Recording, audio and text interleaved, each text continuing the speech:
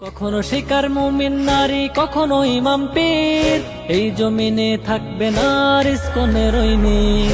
কখনো শিকার মুমিন নারী, কখনো ইমাম পীর, এই জমিনে থাকবে না রিজকনের ঐনির।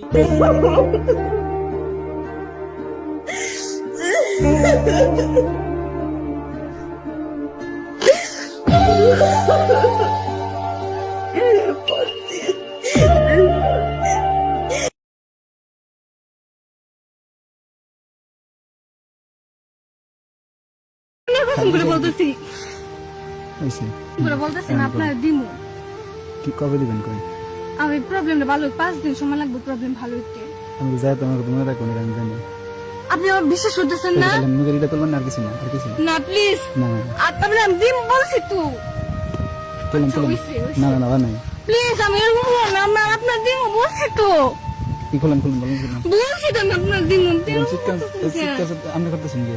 আমি বলছি আপনার দিন কোরআনের কসম করে বলতেছি।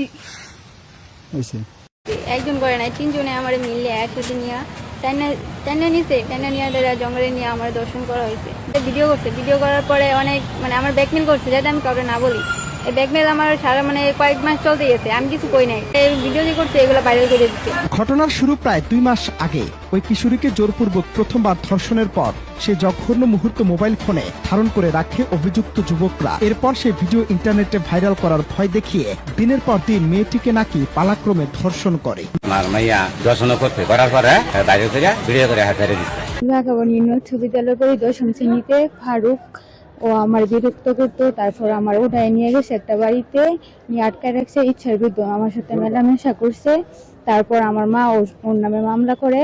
কামরুল ইসলাম দারোগার নাম। ও পরে কিছু কাগজপত্র আমার মা নিয়ে গেছে, ও এটা বলছে এগুলো গ্রহণযোগ্য না।